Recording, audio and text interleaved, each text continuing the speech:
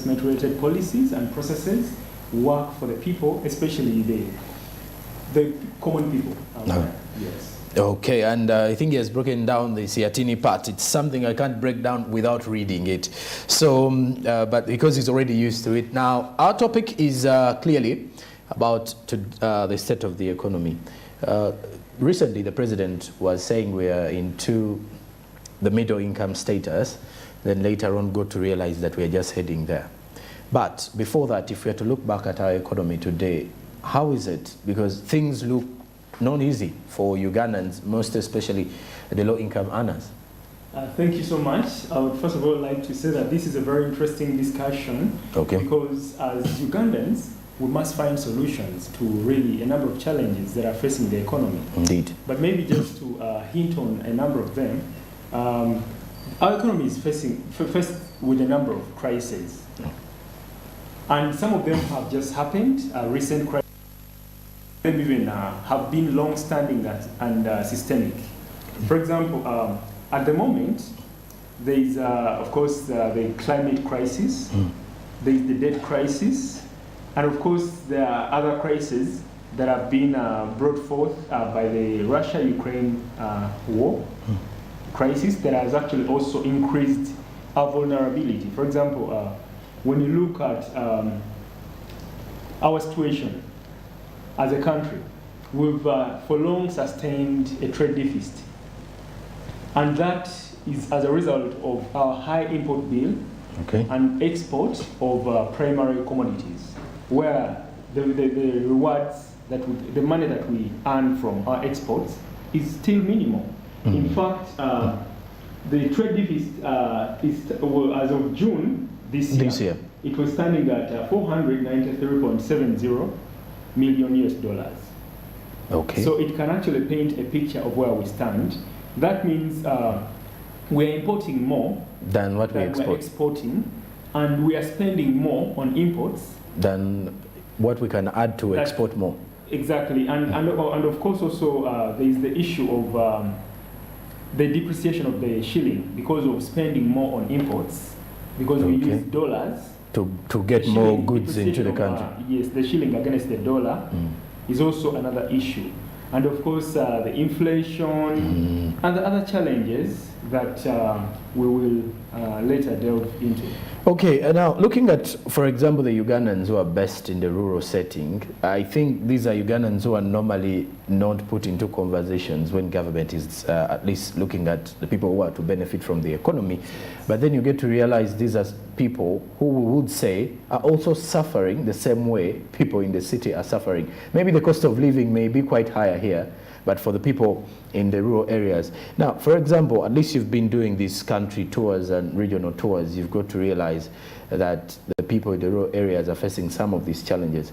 And now, the issue to do with policy implementation in those areas, for example, services reaching into the villages. Now, if I'm to ask in this way, is there any way that the government has been is there any way that the government is actually working on making sure that these people have a better way or a better life than they're actually facing? Because now the people in Karamoja are still facing challenges, no food, famine, and people are actually collecting some money, funds and food to actually take to them. Thank you so much. But it would be so good to look at broadly the state of the economy. Generally, we are all struggling. Yes, we are. We're all struggling. Because if you are to look at some of the figures, there is rising poverty rates. Yes, because currently it's 10.1 million Ugandans are living below the national poverty line of $1.25 US a day. Okay. And Bank of Uganda recently released a study that actually confirmed that 22.8 out of the working Ugandans, only 1% are earning 1 million and above on a monthly basis. Yep. And if that's not enough, there is rising inequality.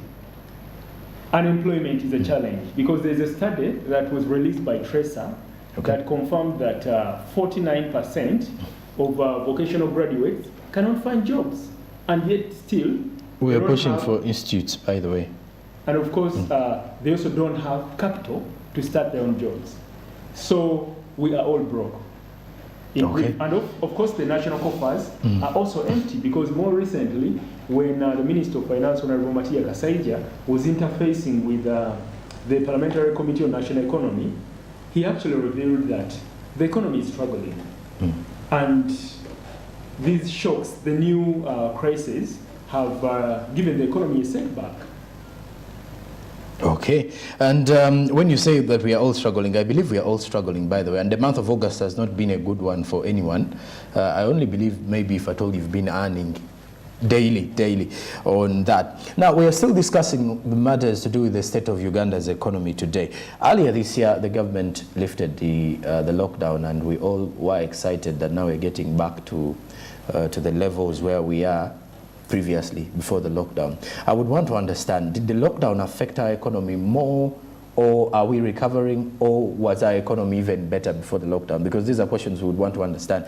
Was the economy okay before the lockdown? Because everything, when you ask the government officials, they will tell you the lockdown affected us, COVID, then they will tell you Russia and the Ukraine invasion. So I would wish to know, how was our economy before?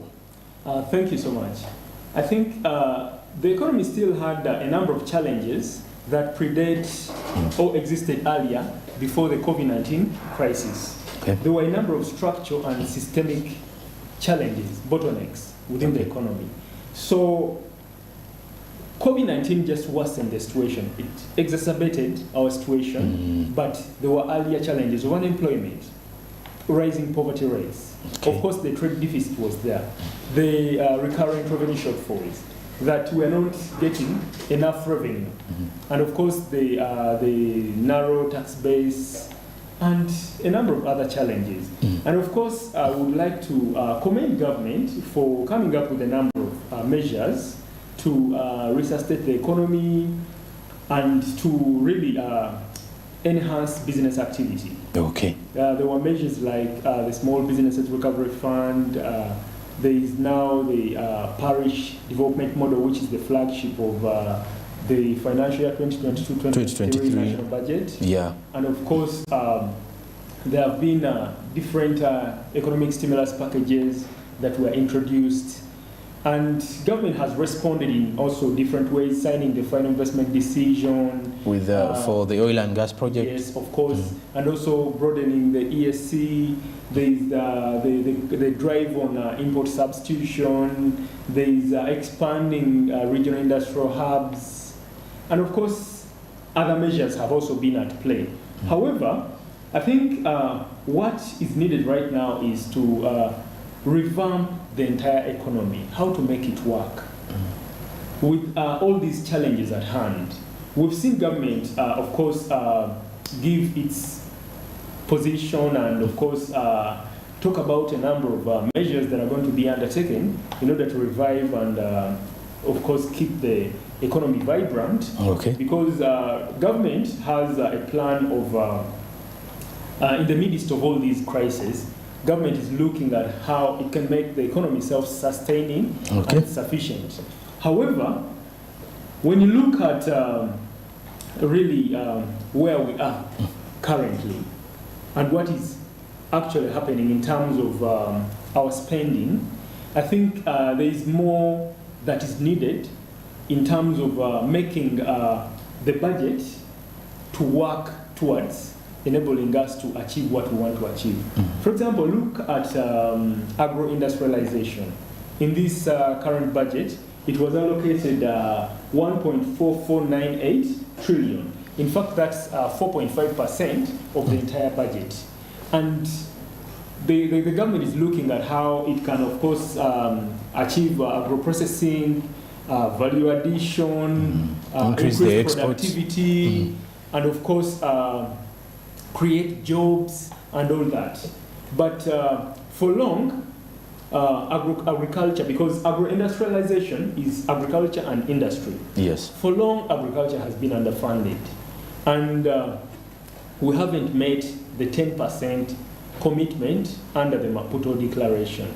Because Uganda committed under the Maputo Declaration to commit 10% of its total budget to agriculture. Which But is not the case now. That's yet to be achieved. Okay. And of course, our agriculture sector is still rain-fed. But where do you believe the challenges are? Climatic shocks. But where do you believe the challenges are that we've not hit the 10%? Is it entirely... I think it's the limited appreciation of the agriculture sector. Okay. Because in the midst of the COVID-19 crisis, the most essential commodity was food. Yes. Food, we all needed food to survive. And of course, looking at how government has come out to commit that it's going to boost agricultural productivity, there is the part of the rhetoric. I think what is missing is to actualize some of, the things that government has committed to do, to make them work. Because we seem not to learn a lot from some of the crises that have happened. And there are growing calls on the need for us to draw lessons from the COVID-19 crisis and the Russia-Ukraine crisis. Herbert, I want us to as well look at the issue to do with the government programs that have always been put in place to ensure, you mentioned something about the recovery schemes that were put in place. Now the parish development model is coming in. Now, from the perspective of the recovery schemes that were put in place, how effective were these ones? So the government, of course, in response to in order to respond to some of the negative effects of COVID-19 pandemic, yes, government came up with a number of stimulus packages.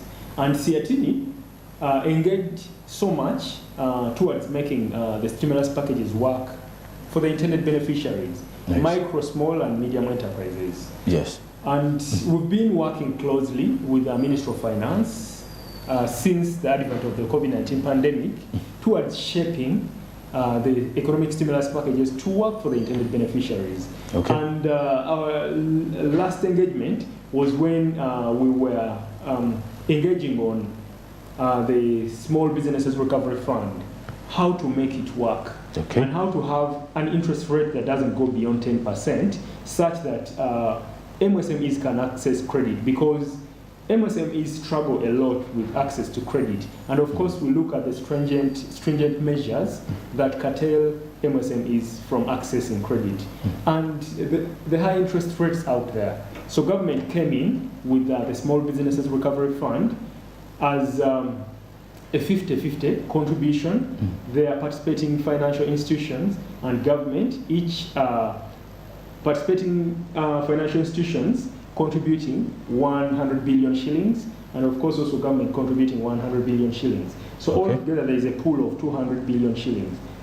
But that's meant for small businesses. That's why it's called the Small Businesses Recovery Fund.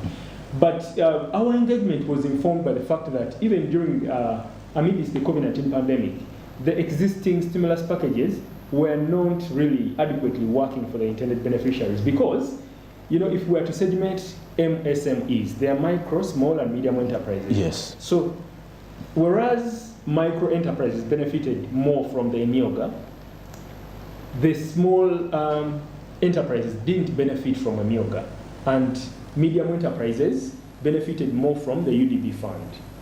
However, even looking at those different packages, for example, the UDB fund, there were challenges in accessibility of funds. The fund because of the stringent eligibility criteria and other challenges. Okay. And of course, that notwithstanding, okay, we we're trying to look at beyond the economic stimulus packages. How can there be policies, supportive policies, towards reviving the economy? Okay. Now, with the parish development model being a key pillar for this financial year, how can we look at it in a way that everyone is going to benefit? Because recently, the officials were arrested for stealing these funds, and allegedly, they stole the funds, misused the funds already before they could actually reach the actual beneficiaries. Now, what are we going to do to ensure that the money that the government is going to disburse, or the money that the government has already disbursed, will now reach and benefit these people? Thank you so much. Maybe allow me to first of all shed a little more light on the parish development model. Please. We believe it's a good initiative. As CRTD, we believe it's a good initiative because when you look at its objective, it's looking at, of course, it's targeting 17.5 million Ugandans, Okay. and who are still in poverty, and 3.5, of course, million households. That's 39% of Ugandans who are in the subsistence economy. So the PDM is trying to look at how it can, of course, monetize the economy by all Ugandans to get into the poverty, money. And of course also targeting the 3.5 million Ugandans who are in the subsistence economy. But when you look at its design, because what is currently happening is government came out to say that, of course, each parish is to get 100 million shillings. Yes. And when you look at the parishes that we have in Uganda, there are 10,594 parishes. And this money, the 100 million shillings, is going to be disbursed in tranches of 25 million, 50 million shillings, and 25 million shillings. So a total, getting a total of 100 million shillings. But of course, for us as Yatini, the concern that we have with the parish development model is that it was rolled out before its full conceptualization. Okay. Because when you look at the pillars of the PDM, government is concentrating more on financial inclusion, and yet there are other important pillars that maybe government could have actually also given prominences. And if we are to look at the challenges of the rural economy, there is already production and productivity, actually production happening at the rural area, in the rural areas, because the rural producers are producing, they are doing what they do best. The link there that the PDM has is linking production to the markets, because the bigger challenge of producers or farmers out there is lack of access to sustainable and viable markets, which the PDM is not addressing. Okay. Because if you are to look at that money divided among the different groups that are going to be receiving that money, can it deliver on agro-processing? Can it deliver on value addition? Can it deliver on the broader benefits that government really is talking about, that the PDM will help to deliver on? Okay. And there's the other broader issue of the PDM actually creating more administrative structures. How about if we used, because we have a challenge of the huge administrative costs, government use some of the existing structures to implement the PDM. Okay. But of course also the unpreparedness of the different parishes and the districts to embrace the PDM. There is a realization that maybe we don't even have the statistics to inform the implementation of the PDM down there. Do we have actual figures of the people in the different parishes? Okay, like the beneficiaries who are going to be earning this money. But of course also, the PDM is short of funds to help to deliver on things that are needed. For example, like the common user facilities. Because a lot of focus is on the revolving fund. That's the money that is going to be disbursed to each parish, 100 million.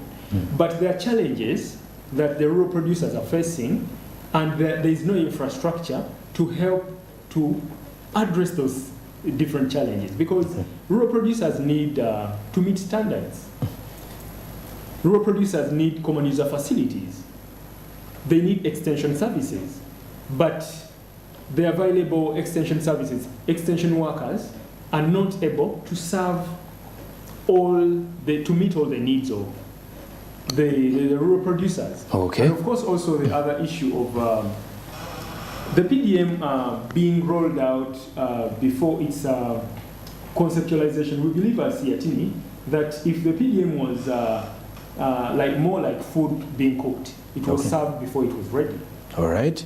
Okay. And how about after the break, I want us to look at how these particular summits that the government has been coming up with will help us recover, or how the local traders will benefit from it, then we shall as well try to realize, to understand how did we reach this level of inflation hitting already now by 8.9%. So I need to know of what are the ways that we can work on that issue.